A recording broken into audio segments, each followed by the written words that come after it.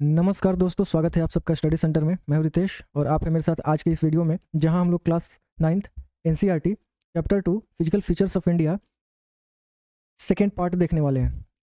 इसके पिछले वाले वीडियो में हमने यहाँ तक पढ़ा था। आज हम लोग मेजर फिजियोग्राफिक डिवीजन देखने वाले हैं। तो मेजर फिजियोग्राफिक डिवीजन देखने से पहले एक छोटा सा डायग्राम हम लोग देख लेते हैं। तो पिछले पार्ट में हमने देखा था कि पेंजिया किस तरीके से ब्रेकडाउन हुआ लगभग 20-25 करोड़ साल पहले, और ब्रेक होकर के दो पार्ट में जो है ब्रेक हुआ। पहला अंगारा लैंड, जिसको लॉरेशिया भी बोलते हैं, और दूसरा गोंडवाना लैंड।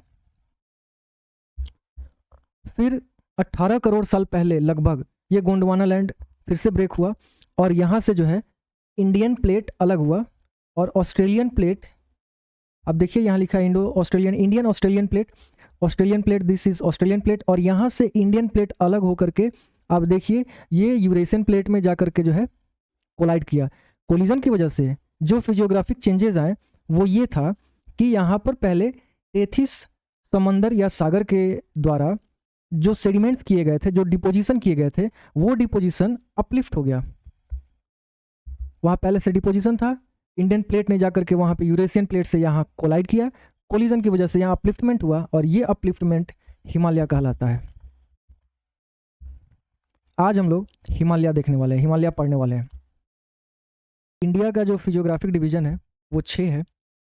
पिछले पार्ट में हमने लगभग तीनों देख लिया था कि कैसे फॉर्मेशन हुआ था। आज हम लोग इसको थोड़ा और डिफाइंड वे में पढ़ेंगे। कल हमने इसका फॉर्मेशन देखा था कि हिमालयन माउंटेन कैसे फॉर्म हुआ। नॉर्थ प्लेन, हिमालय माउंटेन के फॉर्मेशन से नॉर्थ प्लेन बना, और पेनिनसुलर पार्ट वो पार्ट है जो गोंडवाना से टूट करके अलग हुआ। तो चलिए हिमालयन माउंटेन शुरू करते हैं, और फिर जो है इंडियन डेजर्ट, कोस्टल प्लेन और आइलैंड देखेंगे। तो हिमालय माउंटेन जो है कह रहा है geologically young and structurally fold mountain. तो इसका स्ट्रक्चर जो है कुछ इस तरीके से, दो प्लेट टकराने के बाद जो इस तरीके से अपलिफ्टमेंट हुआ, that is called fold mountain. जबकि पेनिनसुलर प्लेटू जो है ये वोल्केनिक माउंटेन है। तो इंडिया में फोल्ड माउंटेन भी और वोल्केनिक माउंटेन भी है। चलिए, कह रहा है कि जियोलॉजिकली यंग। अब देखिए इसका क्या मतलब होता है, जियोलॉजिकली यंग का क्या मतलब है। इसका मतलब यह है कि हिमालय जो है ये मात्र 5-6 करोड़ साल पुराना है, जबकि पेनिनसुलर प्लेटू जो था ये लगभग 20-25 करोड़ साल पुराना। तो ये आपको डिफरेंस दिख रहा है। That's why it is saying that Himalaya is a young and fold mountain. कहाँ से कहाँ तक स्ट्रेच करता है? North border of India, Bharat का जो ये कश्मीर वाला क्षेत्र है, और इस तरीके से ये जो भारत का पूरा नॉर्थ एरिया है, यहाँ पर हिमालय माउंटेन है। ये माउंटेन जो है ईस्ट वेस्ट यानी कि इस डायरेक्शन में इंदस से ब्रह्मपुत्र, यहाँ इंदस नदी है जो जम्मू कश्मीर से होकर के बहती है, और ब्रह्मपुत्र आसाम से होकर के इंडिया में इन करती है। तो असम इंडिया का ईस्टर्न मोस्ट पार्ट हो गया, और इंदस नदी इंडिया का वेस्टर्न मोस्ट पार्ट हो गया। इनके बीच में है हिमालय।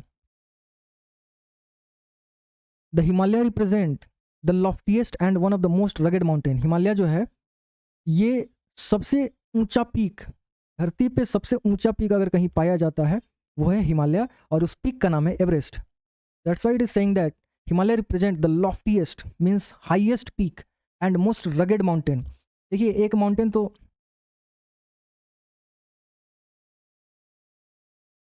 देखिए एक माउंटेन इस तरीके का हो गया, और एक माउंटेन इस तरीके का हो गया। तो हिमालय जो है ना इस तरीके का माउंटेन है, बहुत ही रगेड है, कंकड़ है, पत्थर हैं, बोल्डर्स हैं, बहुत मुश्किल है यहाँ ऐसे जगह पे चलना। That's why it is saying that rugged mountain barrier of the world. यहाँ आसान नहीं है, इन पहाड़ियों पे चढ़ना बहुत मुश्किल का काम है। They form an arc formation करते हैं इस तरीके से इंडियन मैप पे, एंड डिस्टेंस 2400 किलोमीटर। अब डिस्टेंस का अंदाजा अगर आपको लगाना हो तो आप इस बात से लगा लीजिए कि India west to east extension जो है ये 2933 किलोमीटर है, यानी 2933 किलोमीटर है। भारत पश्चिम से पूरब यानी कि ये जो डायरेक्शन है, इंडिया का डिस्टेंस है ये 2933 किलोमीटर है, पहले चैप्टर में हमने पढ़ा था। और हिमालय जो है ये 2400 किलोमीटर इसका डिस्टेंस है, और इसकी चौड़ाई जो है ये 400 किलोमीटर है। कश्मीर में इसकी चौड़ाई 400 किलोमीटर है, और अरुणाचल प्रदेश में 150 किलोमीटर चौड़ा है। एल्टीट्यूडनल वेरिएशन जो है, एल्टीट्यूड का मतलब होता है हाइट, तो हाइट में भी जो है बहुत ज़्यादा वेरिएशन है। Himalaya consist of 3 parallel ranges. Himalaya जो है ये 3 पैरेलल रेंज है। पहला ग्रेटर हिमालय, दूसरा मिडिल हिमालय और तीसरा आउटर हिमालय जिसको शिवालिक भी बोलते हैं। कह रहा है कि इन तीनों रेंजेस में बहुत सारे वैलीज हैं। अभी डायग्राम के थ्रू हम लोग रेंज भी देखेंगे और वैलीज भी देखेंगे। तो ये रेंज जो है ये हिमाद्री है या ग्रेटर हिमालय। सेकेंड रेंज जो है इसे मिडिल हिमालय बोलते हैं या lesser Himalaya. And third one जो है इसे शिवालिक हिमालय या आउटर हिमालय बोलते हैं। देखिए आपको लग रहा होगा कि इसे इनर हिमालय क्यों नहीं बोलते हैं, आप इसलिए सोच रहे हैं ऐसा क्योंकि आप भारत में रहते हैं, तो ये जो है ऐसा लग रहा है कि ये तो अंदर है तो इसे इनर हिमालय बोलना चाहिए, बट इसको आउटर हिमालय बोलते हैं या शिवालिक बोलते हैं। अब वापस अपने टेक्स्ट बुक में चलते हैं क्योंकि ये रेंज आपको ध्यान रखना है। हिमाद्री जो कि तिब्बत की तरफ है यानी कि सबसे नॉर्थ रेंज, मिडिल हिमालय और शिवालिक जो कि इंडिया में सबसे अंदर है, सबसे पहले मिलेगा आपको, इसको आउटर हिमालय बोलते हैं। ये तीनों रेंज आपको ध्यान में रखना है। अब आते हैं टेक्स्ट बुक में। So the great Himalaya are asymmetrical in nature. This is composed of granite. ये बना है ग्रेनाइट से। ग्रेनाइट जो है बहुत हार्ड रॉक होता है। ये इतना हार्ड होता है कि इस पर इरोजन नहीं हो सकता, इसका इरोजन नहीं होता है, इसका डिन्यूडेशन नहीं होता है और ये सारे एटमॉस्फेरिक एक्सपोजर को झेल जाता है। कह रहा है कि पेरेनियली स्नो बाउंडेड, सालों भर जो है इस पे बर्फ रहते हैं और बहुत सारे ग्लेशियर्स जो हैं इस रेंज से निकलते हैं। ग्रेटर हिमालय के रेंज से बहुत सारे ग्लेशियर्स निकलते हैं। तो आपको अगर कहा जाए कि ग्रेटर हिमालय पे 2-4 लाइन लिखे तो आप लिख सकते हैं asymmetrical in nature, composed of granite, सालों भर snow bounded, perennially snow bounded and number of glaciers descend from this range. बहुत सारे ग्लेशियर्स निकलते हैं जो ग्लेशियर जो है रिवर्स का फॉर्मेशन करते हैं। नाउ कह रहा है कि कुछ ग्लेशियर्स के नाम लिखें और पासेस के भी नाम लिखें। तो पहाड़ों के बीच जो पासेज होते हैं जो दर्रे होते हैं उनके नाम, और स्टेट्स हाईएस्ट पीक जो है उन स्टेट्स का नाम लिखें जिसमें हिमालय के हाईएस्ट पीक पाए जाते हैं। तो the mount Everest Nepal, Kanchenjunga India Sikkim, नंगा पर्वत ये जो है ये इंडिया का है बट ये गिलगिट बाल्टिस्तान में है जो कि पाकिस्तान के इलीगल कैप्चर में है। अन्नपूर्णा देवी नेपाल, नंदा देवी इंडिया, उत्तराखंड जो कि चमोली जिले में है, उसी जिले में जहाँ पे जोशीनाथ जो शहर है वो धस रहा है, उसी जिले में है ये। Kamet India again UK, Namcha Barwa Arunachal प्रदेश।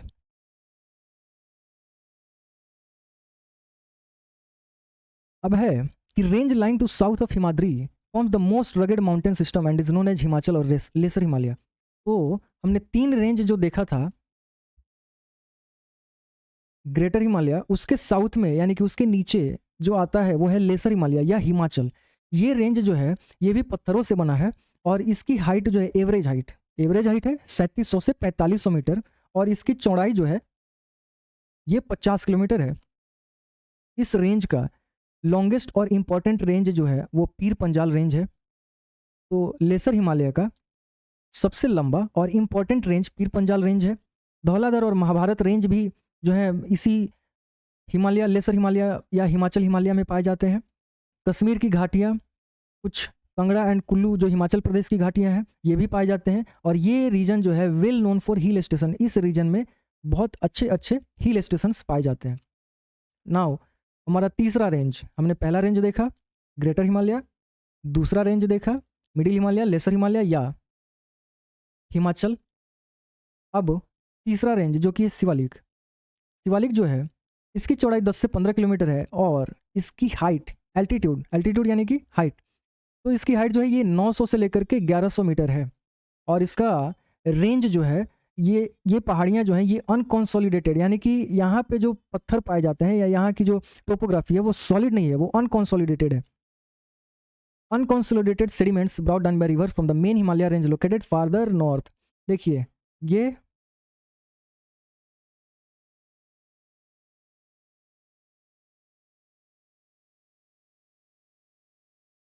तो ये जो है ये ग्रेटर हिमालय, ये लेसर हिमालय और ये शिवालिक।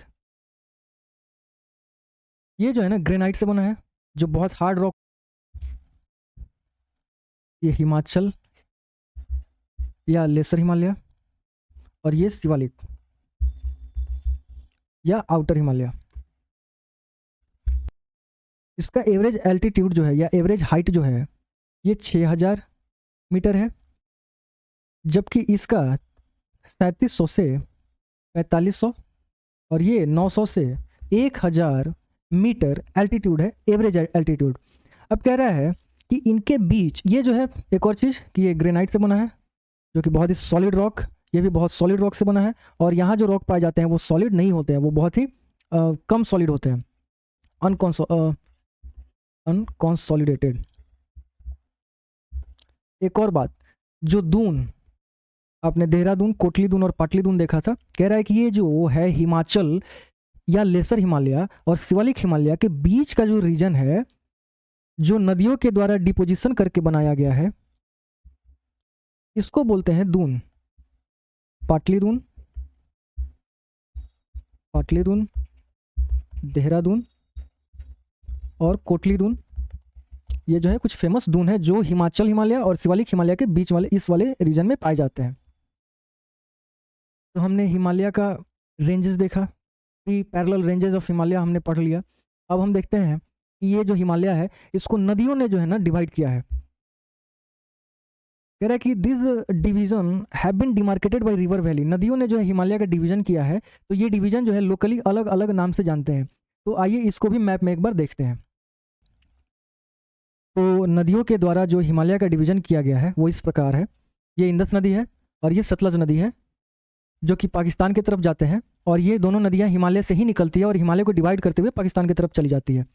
तो इंदस और सतलज नदी के बीच का जो हिमालय है इसको हम पंजाब हिमालय बोलते हैं, पंजाब हिमालय, और कश्मीर हिमालय दोनों बोलते हैं। अब कह रहा है कि सतलज और काली नदी के बीच का जो हिमालय है इसको हम लोग कुमाऊं हिमालय बोलते हैं, कुमाऊं हिमालय।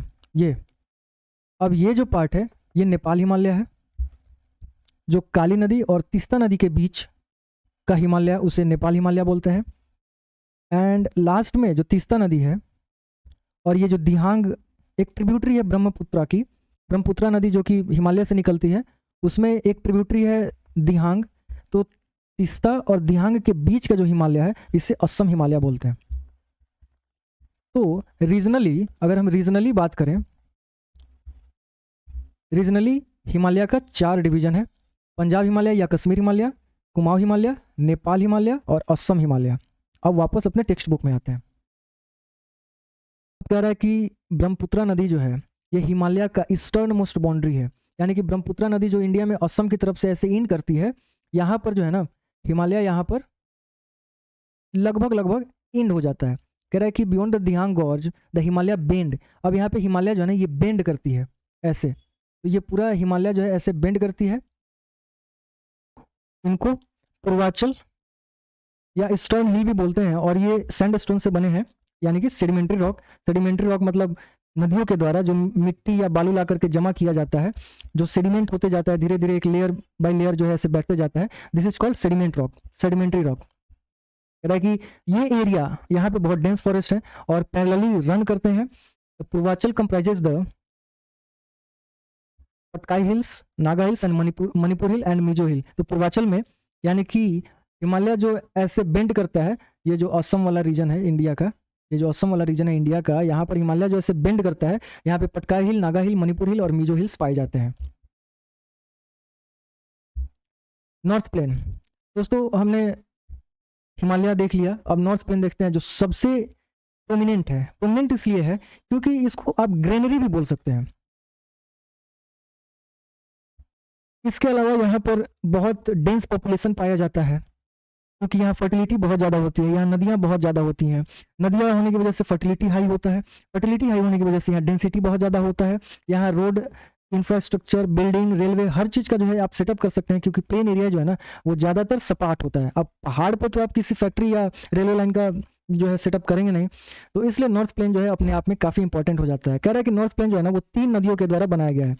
हमने इंदस नदी देखा और ब्रह्मपुत्र नदी देखा, गंगा नदी के बारे में हम जानते हैं। तो इंदस नदी जो हिमालय से निकलती है और पाकिस्तान में जाती है, गंगा जो हिमालय से निकलती है और बे ऑफ बंगाल में मिल जाती है, अगेन ब्रह्मपुत्र जो हिमालय से निकलती है असम से होते हुए ये बे ऑफ बंगाल में मिल जाती है। कह रहा है कि ये नॉर्थ प्लेन जो है ये इन्हीं तीनों हिमालयन नदी के द्वारा बनाया गया है। और एल्यूवियल का जो डिपोजिशन है ये कई सालों से, 2 4 5 10 सालों से नहीं, ये मिलियन सालों से, लाखों सालों से ये काम लगातार जारी है। और जिसका नतीजा ये हुआ है कि यहाँ पे एक फर्टाइल प्लेन का निर्माण हो गया है। कितना एरिया है? 7 लाख स्क्वायर किलोमीटर। और ये प्लेन जो है ये 2400 किलोमीटर लंबा है, 240 से लेकर के 320 किलोमीटर चौड़ा है। तो नॉर्थ प्लेन पे अगर आपको कहा जाए कि एक शॉर्ट नोट्स लिखें तो आप लिख सकते हैं कि ये नॉर्थ प्लेन इन 3 नदियों के द्वारा बनाया गया है। डिपोजिशन कंटिन्यू कई लाख सालों से हुआ है, जिस वजह से एक फर्टाइल प्लेन का निर्माण हो चुका है। लेंथ ब्रेथ आप लिख सकते हैं, एरिया लिख सकते हैं, कितना चौड़ाई है ये लिख सकते हैं, डेंसली पॉपुलेटेड है आप ये लिख सकते हैं, यहाँ का जो मिट्टी है यहाँ पानी बहुत एडेक्वेट अमाउंट में पाया जाता है, और क्लाइमेट भी जो है बहुत ज़्यादा फेवरेबल है फॉर द एग्रीकल्चर। तो यहाँ एग्रीकल्चर भी बहुत ज़बरदस्त तरीके से होता है। Now the river in the lower course split into numerous channel due to deposition of silt, और इसको बोलते हैं डिस्ट्रीब्यूटरी। देखिए अब ये नदी है, अब ये नदी जो है ना ये कई सारे अलग अलग पार्ट में डिवाइड हो जाती है, जो कि बाद में डेल्टा का निर्माण करती है। नॉर्थ प्लेन जो है ये 3 सेक्शन में डिवाइड है। वेस्टर्न पार्ट जो है वो पंजाब प्लेन, जो कि इंडस नदी के द्वारा बनाया गया है। नॉर्थ प्लेन 3 पार्ट में डिवाइडेड है। पहला पंजाब प्लेन जो कि इंडस नदी और उसके सहायक नदियों के द्वारा बनाया गया है, जो कि आज के डेट में पाकिस्तान में है। मतलब नॉर्थ प्लेन का ये लार्जर पार्ट, पंजाब प्लेन का जो लार्जर पार्ट है ये पाकिस्तान में है, जो इंडस नदी और उसके ट्रिब्यूटरीज के द्वारा बनाया गया है। इंडस नदी के ट्रिब्यूटरी हो गए चेनाब, रावी, ब्यास, सतलज और झेलम। कह रहा है कि ये सेक्शन जो है ये डोमिनेटेड बाय दोआब। दोआब क्या होता है? देखिए जब दो नदी ऐसे जाकर के मिल रही है ना कहीं, तो बीच का जो एरिया है ये पूरा दोआब कहलाता है। यहाँ लिखा है Doab is made up of 2 words, दो मीनिंग 2 एंड आब मीनिंग वाटर। सिमिलरली पंजाब यानी कि पन मतलब 5, पंज मतलब 5 और अब मतलब वाटर, तो 5 नदियों से 1 2 3 4 5 कौन कौन से? झेलम, चेनाब, रवि, ब्यास, सतलज और ये हो गया पंजाब, जहाँ 5 नदियाँ। चलिए अब कह रहे हैं कि गंगा प्लेन जो है ये north India, Haryana, Delhi, UP, Bihar और झारखंड से पश्चिम बंगाल तक ये पूरा एरिया जो है गंगा नदी के द्वारा बनाया गया प्लेन एरिया है। कह रहा है कि फ्लैट लैंड, आपको लग रहा होगा कि फ्लैट लैंड में कोई वेरिएशन नहीं होता, बट थोड़ा बहुत वेरिएशन जो है यहाँ पर देखने को मिलता है। कौन कौन सा वेरिएशन? कह रहा है कि डिवाइड इनटू 4 रीजन। वेरिएशन के आधार पर हमने 4 कैटेगरी में डिवाइड किया है। दैट इज, ये कह रहा है कि पहला जो है हमने बना दिया है भाबर, दूसरा बना दिया हमने तराई, तीसरा बना दिया हमने भांगर और चौथा बना दिया हमने खादर। इसको डायग्राम के हेल्प से समझते हैं। तो ये जो है आपका माउंटेन है। माउंटेन के जस्ट बाद अब देखिए ये बड़े बड़े जो बोल्डर्स हैं, ये पत्थर हैं। बोल्डर जो जनरली है वो लार्ज पीस ऑफ रॉक बोलते हैं। यहां से नदियां निकलती हैं और इन पत्थरों में कहीं छुप सी जाती हैं, और फिर ये जहां निकलती हैं इस एरिया को तराई बोलते हैं। यहाँ कोई पत्थर नहीं है, यहाँ पत्थर बहुत कम देखने को मिलेगा, यहाँ मिट्टी और नमी ज्यादा देखने को मिलेगी। और यहाँ पर जो ये फॉरेस्ट है और इसको बोलते हैं तराई रीजन, तराई क्षेत्र। यहाँ बहुत ही कम पानी बहता है और छोटे छोटे जलधारा यहाँ पे देखने को मिलेंगी। अब कह रहे कि तराई के जस्ट बाद ये जो एरिया है इसको भांगर बोलते हैं, ये पूरा भांगर बोलते हैं। और नदियां जो बीच में बह करके जहां जिस एरिया में फ्लड लाती हैं उस एरिया में बहुत सारा डिपोजिशन, जो न्यू डिपोजिशन है, ये डिपोजिशन बिल्कुल न्यू है। आप देखिए ये डिपोजिशन जो है बिल्कुल न्यू है, क्योंकि नदियां यहाँ पर बह रही हैं तो अपने साथ बहुत सारा डिपोजिशन करती हैं। इस न्यू डिपोजिशन को खादर बोलते हैं और ओल्ड डिपोजिशन को भांगर बोलते हैं। पेनिनसुलर प्लेटू जो है, हमने देखा कि पहाड़ इस तरीके का होता है, प्लेन एरिया इस तरीके का होता है। अब पेनिनसुलर प्लेटू ये जो है ना एक टेबल टॉप एरिया होता है इस तरीके का। ये जो है पेनिनसुला है, टेबल टॉप या टेबल लैंड, जो कि बहुत ही पुराने और इग्नियस रॉक से बने होते हैं, मेटामॉर्फिक रॉक से बने होते हैं। जबकि हमने देखा प्लेन एरिया जो है वो सेडिमेंट रॉक से बने होते हैं। नदियां जो है ला करके डिपोजिशन करते जाती हैं, उस डिपोजिशन को सेडिमेंट बोलते हैं। लेकिन ये जो है इग्नियस और मेटामॉर्फिक रॉक से बनता है पेनिनसुलर प्लेटू। ये गोंडवाना लैंड के ड्रिफ्टिंग और ब्रेकिंग से बना है, जो हमने वीडियो के शुरुआत में ही देखा था। Again it's oldest land mass, जो न्यूएस्ट लैंड मास है वो नॉर्थ प्लेन और हिमालय है 5 से 6 करोड़ साल पहले। और ये पेनिनसुला जो है ये लगभग 20 करोड़ साल पुराना है। प्लेटू को हमने 2 भाग में डिवाइड किया है, पहला है सेंट्रल हाईलैंड एक, और दूसरा है डेक्कन प्लेटू 2। तो पेनिनसुलर प्लेटू जो नॉर्थ में है नर्मदा नदी के मालवा प्लेटू तक, that is called central highland. इसको मैप में देखेंगे अभी। तो जो प्लेटू को हमने 2 भाग में डिवाइड किया था, पहला सेंट्रल हाईलैंड और दूसरा जो डेक्कन था, ये पार्ट जो है ये सेंट्रल हाईलैंड है। हाईलैंड मतलब ऊंचा हुआ ऐसे जमीन, नॉट सपाट जमीन। ये प्लेन एरिया है, ये ऊंचा हुआ उठा हुआ हाईलैंड है, और ये जो है ये माउंटेन है। This is plain, this is plateau और दिस इज माउंटेन। तो ये हाईलैंड एरिया है, और नीचे का ये जो पूरा पार्ट है दिस इज कॉल्ड डेक्कन। तो Deccan, this is Deccan and this is central highland. अब ये जो है ये महादेव हिल्स है, महादेव हिल्स। ये कैमूर रेंज है, ये मैकाल हिल्स है, ये अरावली है जो दिल्ली से होकर के राजस्थान और सम पार्ट्स ऑफ गुजरात तक जाती है। ये विंध्या रेंज है जो आप नेशनल एंथम में सुनते हैं, विंध्य हिमाचल यमुना गंगा। ये सतपुड़ा रेंज है, ये ईस्ट घाट है, ईस्टर्न घाट, जो आप देखिए कई फ्रेगमेंट्स में टूटा हुआ है, 1 फ्रेगमेंट्स 2 फ्रेगमेंट्स 3 फ्रेगमेंट, जबकि वेस्टर्न घाट जो है वो एक सीधी लाइन में है, वो कंटिन्यू है। ये वेस्टर्न घाट, ये ईस्टर्न घाट। ये इंडिया का जो लोअर पार्ट है ये पूरा, ये दक्कन पार्ट है, और ये जो पार्ट है ये सेंट्रल हाईलैंड है। और अगर इसको ऐसे देखें तो ये जो ट्रायंगुलर पार्ट दिख रहा है, इसी ट्रायंगुलर पार्ट को बोलते हैं पेनिनसुलर इंडिया, पेनिनसुलर इंडिया। और ये ट्रायंगुलर पार्ट, ये टोटल, ये जो पूरा ट्रायंगुलर पार्ट है जिसको पेनिनसुलर इंडिया बोलते हैं, ये गोंडवाना लैंड का पार्ट है। और ऊपर का ये जो पूरा एरिया है, ये पूरा पोर्शन, ये पूरा सेक्शन, ये न्यू है, नया बना है, 5-6 करोड़ साल पहले बना है, कोलिजन की वजह से बना है। यूरेशियन प्लेट और इंडियन प्लेट के कोलिजन की वजह से यहाँ जो है माउंटेन्स का निर्माण हुआ है, जबकि गोंडवाना लैंड जो कि काफ़ी पुराना है। तो आप देखिए कि इंडिया में नए से नया लैंड फॉर्म भी पाया जाता है, और पुराने से पुराना, कितना पुराना, दुनिया का कुछ सबसे पुराना लैंड फॉर्म भी इंडिया में पाया जाता है। अब बात करते हैं ईस्ट घाट और वेस्टर्न घाट। दोस्तों ये जो है ये पूरा वेस्टर्न घाट है जो कि कंटिन्यू माउंटेन रेंज है। वहीं दूसरी तरफ जो ईस्टर्न घाट है ये फ्रेगमेंट्स में टूटा हुआ है, ये कंटिन्यू नहीं है। पहला डिफरेंस इन दोनों के बीच ये हो गया। दूसरा कहता है कि वेस्टर्न घाट जो है इनका एवरेज एलिवेशन 900 से 1600 मीटर है, जबकि ईस्टर्न घाट जो है ये 600 मीटर है, इनका एलिवेशन 600 मीटर है। वेस्टर्न घाट का जो हाईएस्ट पीक है, वेस्टर्न घाट का जो हाईएस्ट पीक है ये है अनाई मुड़ी, डोडा बेटा, महेंद्रगिरी, और ये सब जैसे अनाई मुड़ी जो है ये मात्र 2, 6, 9, 5,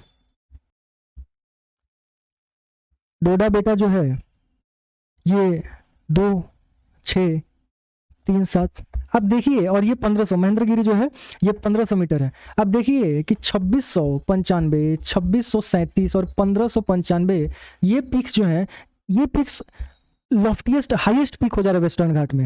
ये इतने पुराने हैं ना कि इनका इरोजन हो चुका है, ये डिन्यूड हो चुके हैं। हम लोग पिछले पार्ट में यही तो पढ़े थे कि ये इतने पुराने हैं कि इनका इरोजन हो चुका है, अब इरोजन नहीं हो सकता, हो चुका है। और इरोजन हो जाने की वजह से इनका पिक जो है ये 1500 पे, 2000 पे, 26 पे ये हाईएस्ट पिक हो जा रहे हैं। आप देखिए हाईएस्ट पिक 2695, ठीक है ना।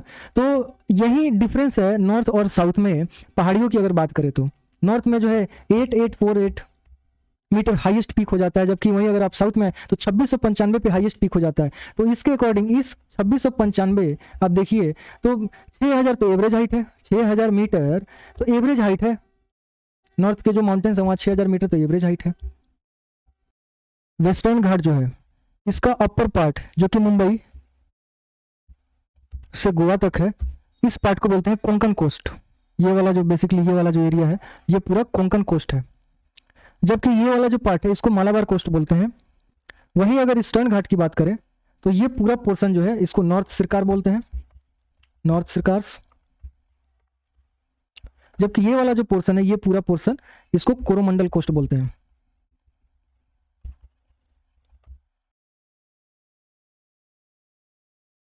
भारत का जो डेजर्ट है वो राजस्थान में पाया जाता है, और आप जानते हैं कि राजस्थान जो है वो इंडिया का वेस्टर्न मार्जिन है, इंडिया का वेस्टर्न मार्जिन है और अरावली हिल्स के पास में है। कह रहा है कि ये अनडुलेटिंग सैंडी प्लेन है जो कि सैंड ड्यून से कवर्ड रहता है। देखिए बालू का जो ऐसे पहाड़ की तरह स्ट्रक्चर बनते हैं ना, जैसे इधर से हवा आया तो हवा अपने साथ क्या करता है ना, बालू के कण को उड़ा करके कहीं और ले जा करके गिरा देता है, जहां गिराता है ना वहां पे सैंड ड्यून्स का फॉर्मेशन हो जाता है। बेसिकली सैंड ड्यून्स जो है ये टेम्पोररी पहाड़ है जो आपको दिखेगा आज यहाँ, अगले दिन ये पहाड़ आपको कहीं और दिखेगा। मतलब यहाँ कुछ नहीं होगा, ये सपाट हो जाएगा, यहाँ के बालू जो है ना उड़ करके कहीं और जाकर के पहाड़ बना चुके होंगे।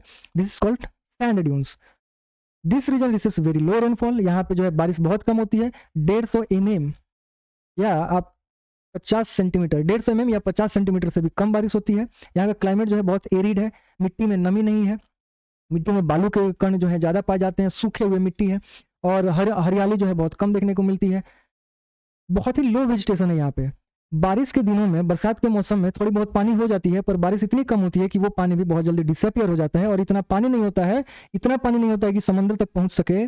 जैसे प्लेन एरिया में हमने देखा कि हिमालय से कई सारी नदियां, मेनली 3 नदियां तो निकलती हैं जो जाकर के समंदर में मिल जाती हैं। ब्रह्मपुत्र और गंगा जो है वो बे ऑफ बंगाल में तो मिल ही जाता है, ये तीनों नदियां बे ऑफ बंगाल में तो मिल ही जाती हैं। लेकिन यहाँ पे पानी इतना कम होता है, बारिश इतनी कम होती है कि ये नदी समंदर तक भी नहीं पहुंच पाते, और एक लूनी नदी है जो इस रीजन में एकमात्र नदी पाई जाती है, और ये लूनी नदी भी जो है ये कहीं बालू में खत्म हो जाती है। ये पानी, लूनी नदी जो है ये समंदर तक नहीं पहुंच पाती, ये बालू में ही कहीं खो सी जाती है।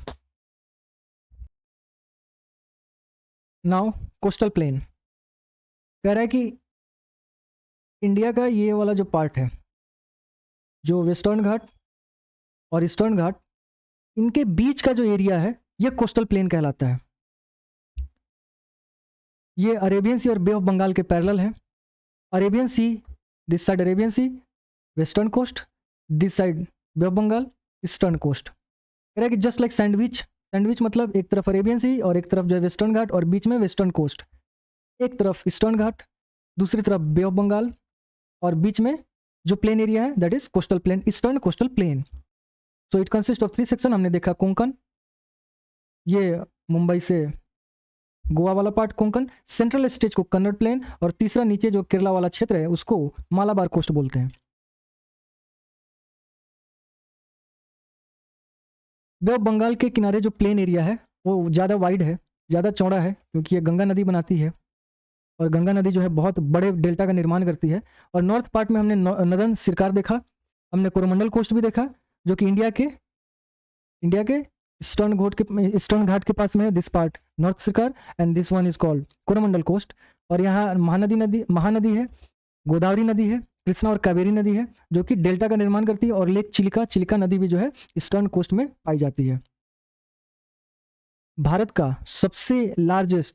लार्जेस्ट साल्ट वाटर जो है वो चिल्का लेक है, और ये उड़ीसा में है। महानदी डेल्टा के साउथ में पाया जाता है। और now coming to the last point that is island. कह रहा है कि हमने आइलैंड के बारे में तो खूब पढ़ा है, अंडमान निकोबार और लक्षद्वीप आइलैंड, जो कि लक्षद्वीप जो है ये मालाबार, यानी कि इंडिया का जो ये वाला पोर्शन है दैट इज मालाबार, और यहाँ पर लक्षद्वीप पाए जाते हैं, लक्षद्वीप आइलैंड। और दिस साइड जो कि बे ऑफ बंगाल है, बे ऑफ बंगाल में अंडमान एंड निकोबार आइलैंड पाया जाता है। कह रहा है कि आइलैंड जो है, लक्षद्वीप आइलैंड जो है ये स्मॉल कोरल आइलैंड है, और इसको पहले लक्काद्वीप के नाम से जानते थे। 1973 में इसका नाम बदल करके लक्षद्वीप रख दिया गया। कह रहा है कि इसका एरिया 32 स्क्वायर किलोमीटर है। कावारती इसका एडमिनिस्ट्रेटिव हेडक्वार्टर है, किसका? लक्षद्वीप का।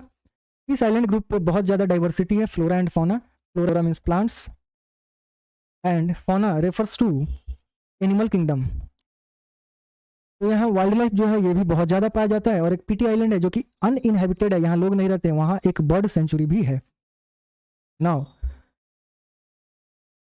Coming to the Andaman and Nicobar island, कह रहा है कि बे ऑफ बंगाल में एक इलोंगेटेड चेन ऑफ आइलैंड है जो इंडिया का है और इसको अंडमान निकोबार आइलैंड बोलते हैं। ये साइज में बहुत बड़ा है इन कंपेयर टू लक्षद्वीप। कह रहा है कि इंटायर ग्रुप जो है ना, पूरा के पूरे ग्रुप को दो भाग में डिवाइड किया गया है। द अंडमान नॉर्थ में, अपर साइड अंडमान, जो निचला साइड है दैट इज कॉल्ड निकोबार। कह रहा है कि ऐसा माना जाता है कि ये आइलैंड जो है elevated portion of submarine mountain. देखिए सबमरीन आप जानते हैं, एक ऐसा सबमरीन एक ऐसा जहाज है जो पानी के नीचे चलता है और वो जो है एयर सील्ड होता है, एयर टाइट होता है, जो पानी के नीचे चलता है। यहाँ क्या कह रहा है कि सबमरीन माउंटेन, कह रहा है कि दोस्तों जब इंडियन प्लेट जा करके, जब इंडियन प्लेट ऐसे जा करके टकराया ना यूरेशियन प्लेट में, तो यहाँ जो हिमालय का फॉर्मेशन हुआ, यहाँ हिमालय बेंड हो गया और बेंड होने के बाद ये पानी में चला जाता है और ऐसा माना जाता है कि ये जाकर के वापस पानी के ऊपर निकलता है। जियोलॉजिस्ट कहते हैं ऐसा, ये पानी के ऊपर जो निकला है अंडमान और निकोबार आइलैंड, ये हिमालय का बेंडेड पार्ट है जो यहाँ जाकर के बेंड हो गया है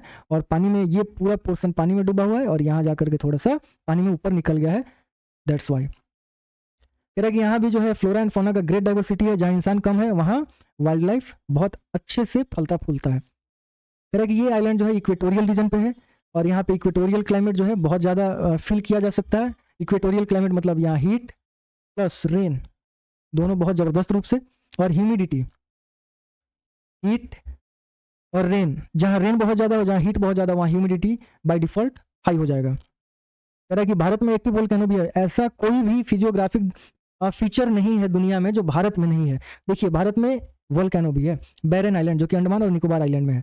अब आते हैं समरी पे। कहता है कि भारत में जो है ना हर तरीके के फिजियोग्राफी जो दुनिया में पाए जाते रहे हैं।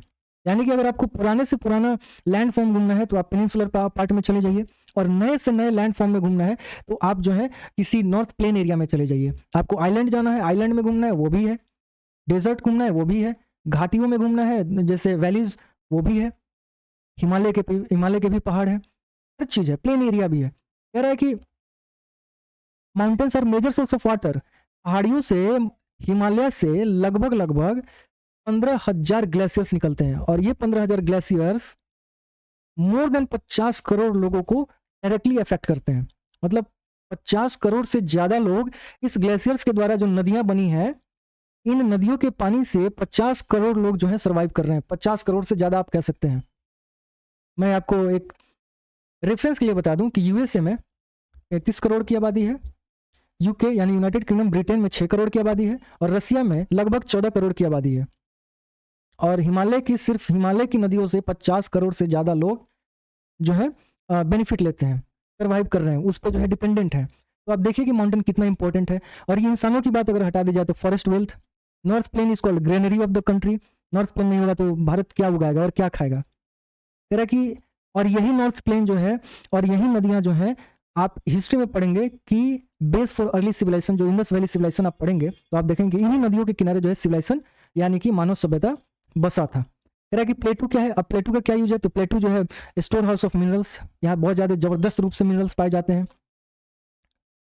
और मिनरल्स जो है ये इंडस्ट्रीज के बैकबोन है, जो आप इकोनॉमिक्स में पढ़ेंगे। Minerals are the backbone of industries. Again coastal region और आइलैंड ग्रुप की बात करें तो यहाँ फिशिंग हो सकता है। Port activities, trade and commerce, जो कि आपने फर्स्ट चैप्टर में पढ़ा था, किस तरीके से शिप्स जो है ट्रेड एंड कॉमर्स करते हैं थ्रू ओशन रूट और सी रूट। तो अगर आप सी रूट, पोर्ट एक्टिविटी, ये सब भी बंद कर दें, टूरिज्म तो हो ही सकता है। जहां कुछ नहीं है वहां टूरिज्म हो सकता है, जहां कुछ नहीं है वहां टूरिज्म इंडस्ट्री आराम से ग्रो हो सकता है। जहां कोई मिनरल्स नहीं पाया जा रहा वहां टूरिज्म इंडस्ट्री ग्रो कर सकते हैं। तो कह रहा है कि ये जो है ना भारत का डाइवर्स फिजिकल फीचर्स है, ये जो है जबरदस्त रूप से भारत के फिजिकल फीचर्स को दर्शाता है। और कह रहा है कि land have immense future possibility of the development. Bharat की इस जमीन पे बहुत ही जबरदस्त रूप से एक अच्छे भविष्य के डेवलपमेंट की संभावना है। उदाहरण के लिए अभी नॉट राइट नाउ, अभी इस समय नहीं, बट 2023 यानी कि इसी साल भारत में लिथियम का भंडार मिला है। तो इससे फ्यूचर डेवलपमेंट और एक सस्टेनेबल डेवलपमेंट जो है आराम से किया जा सकता है। खैर वो अलग चीज़ है। तो चलिए चैप्टर जो है आज यहीं ख़त्म करते हैं। उम्मीद है आपको ये चैप्टर समझ आया होगा। अगर समझ आया तो अपना फीडबैक जो है हमारे साथ शेयर जरूर करें और वीडियो को लाइक जरूर करें। हम फिर मिलेंगे अगले चैप्टर में, तब तक के लिए बाय। अपना ख्याल रखें, हंसते रहें, मुस्कुराते रहें। जय हिंद।